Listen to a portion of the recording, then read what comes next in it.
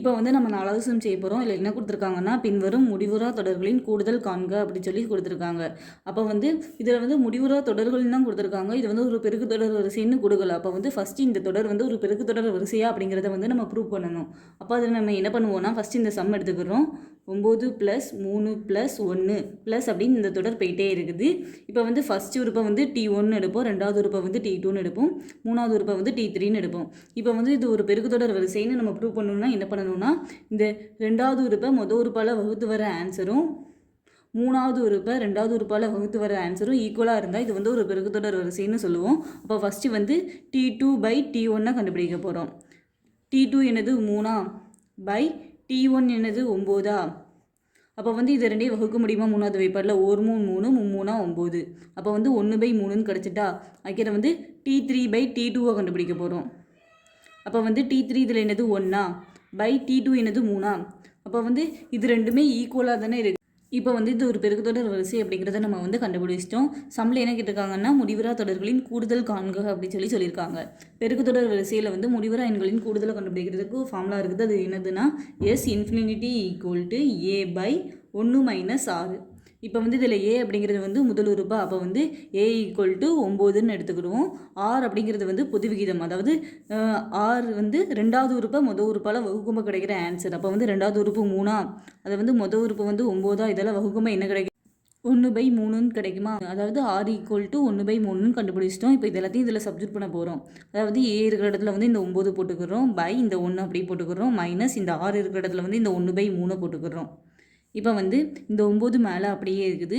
இது கீழே வந்து 1 கீழே ஒன்றுமே இல்லையா? அப்போ வந்து 1 இருக்குன்னு அர்த்தமா? அப்போ வந்து 1 3 3, அதாவது இதை கிராஸ் மல்டிப்ளிகேஷன் பண்ண போகிறோம். அப்போ வந்து இந்த 1 வச்சு இந்த 3 பெருக்குவோம், இந்த 1 வச்சு மேலே இருக்கிற 1 பெருக்குவோம். அப்போ வந்து 1 3 3 வைக்கிற வந்து இதில் -1 இருக்கா? அப்போ 1 கூட -1 பெருக்குனா வந்து நமக்கு -1ன்னு கிடைக்குமா? அப்போ வந்து இந்த 9 மேலே இருக்கிறது அப்படியே இருக்குது. இந்த கீழே வந்து இந்த 3 இருக்குது. 3லேருந்து 1 கழிச்சா நமக்கு வந்து 2 கிடைக்கும். இதுக்கு என்ன அர்த்தம்? 9 / 2/3. அதாவது இந்த வகுத்தில் வந்து நம்ம வகுத்தல் சிம்பிள் எழுதியிருக்கோம். இதுதானே அர்த்தம். இப்போ வந்து என்ன பண்ண போகிறோம்னா, இந்த வகுத்தில் வந்து நம்ம பெருக்கலாக்கணும்னா இந்த ரெண்டாவது நம்பரை வந்து தலைகீழியாக்குவோம். இந்த 9 அப்படியே இருக்குது, இன்ட்டாயிருது. இந்த 3 வந்து மேலே போயிடும், இந்த 2 வந்து கீழே போயிடும். அப்போ வந்து 3/2ன்னு கிடச்சிரும். இப்போ வந்து 9ஐயும் 3ஐயும் பெருக்குனா 9 3 27ன்னு கிடைக்குமா? பை 2. இப்போ வந்து நமக்கு 27/2ன்னு கிடச்சிருக்கா? அப்போ வந்து 27 வந்து 2ஆல் வகுக்க போகிறோம். வகுத்தா என்ன கிடைக்கும்? 1 2 2. அப்போ இது 0 ஆயிருமா? 2 கழிச்சா அதுக்கிட்ட வந்து 7 கீழே இருக்குவோமா? 3 2 6. அப்போ வந்து 7லேருந்து 6 கழிச்சா வந்து 1 கிடைக்குமா? இங்கே வந்து புள்ளி வச்சு இங்கே கீழே 0 சேர்த்துக்கலாமா? 2 10. இப்போ 0ன்னு கிடச்சிருமா? அப்போ வந்து நமக்கு என்ன ஆன்சர் கிடச்சிருக்குன்னா 13.5ன்னு கிடச்சிருக்கு.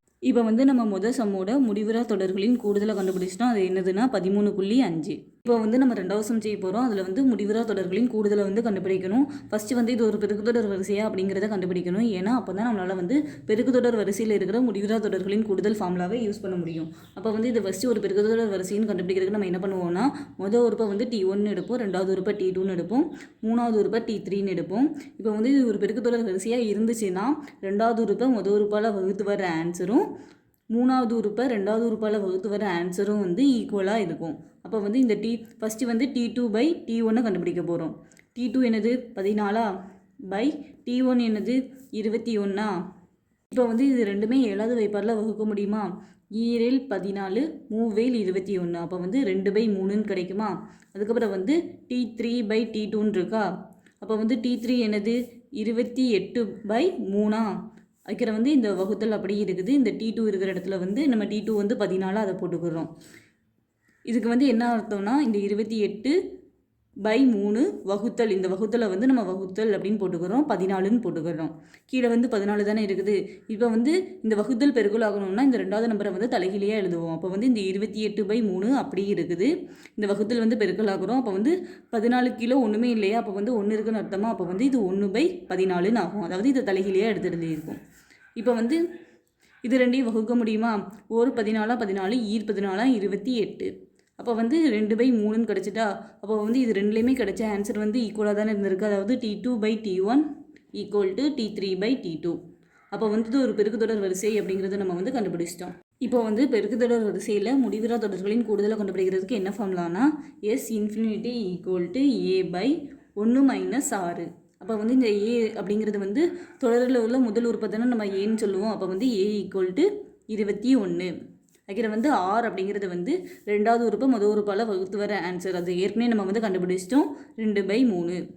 இப்போ வந்து இதெல்லாத்தையும் இதில் சப்ஜெக்ட் பண்ண போகிறோம். எஸ் இன்ஃபினிட்டி இந்த ஏ இருக்கிற இடத்துல வந்து இந்த 21 போட்டுக்கிறோம். பை இந்த 1 அப்படியே இருக்குது மைனஸ் இந்த ஆர் இருக்கிற இடத்துல வந்து 2/3 போட்டுக்கிறோம். இப்போ வந்து நம்ம என்ன பண்ண போகிறோம்னா இந்த மேலே இருக்கிற 21 அப்படியே இருக்குது. இந்த கீழே 3 இருக்கா, இந்த 1 கீழே ஒன்றுமே இல்லை, அப்போ வந்து 1 இருக்குன்னு அர்த்தம். அப்போ வந்து 1 3 3 வகுத்தல். இப்போ வந்து இதை கிராஸ் மல்டிப்ளிகேஷன் பண்ண போகிறோம். அப்போ வந்து இந்த 1 வச்சு இந்த 3 பெருக்குவோம், இந்த 1 வச்சு இந்த -2 பெருக்குவோம். அப்போ வந்து 1 3 3 இப்போ வந்து 1 வச்சு -2 பெருக்குனா வந்து நமக்கு -2 தான் கிடைக்கும்.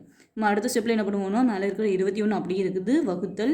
இந்த 3லேருந்து 2 கழிச்சா நமக்கு வந்து 1 கிடைக்குமா, பை இந்த 3 அப்படியே இருக்குது. இப்போ வந்து இது எப்படி எழுதிக்கலாம், 21 இந்த வகுத்தலை வந்து வகுத்தல்னு எழுதிக்கலாமா, 1/3. அப்போ வந்து இந்த வகுத்தில் பெருக்கலாகணும்னா என்ன பண்ணுவோம்னா இந்த 2வது நம்பரை தலைகீழே எழுதுவோமா. அப்போ வந்து இது பெருக்கலாயிரும். இந்த 3 வந்து மேலே வந்துச்சுன்னா இந்த 1 வந்து கீழே போயிடும். அப்போ வந்து கீழே 1 போடாமல் கூட நம்ம இருக்கலாமா. அப்போ வந்து நமக்கு 21 × 3ன்னு கிடச்சிருமா. 21 3ஆல் பெருக்குனா நமக்கு வந்து என்ன ஆன்சர் கிடைக்கும்னா 63ன்னு கிடைக்கும். அப்போ வந்து இந்த செகண்ட் தொடரோட முடிவுறா தொடர்களின் கூடுதல் நம்ம வந்து 63ன்னு கண்டுபிடிச்சிட்டோம். இதோட இந்த சம் அவ்வளோதான்.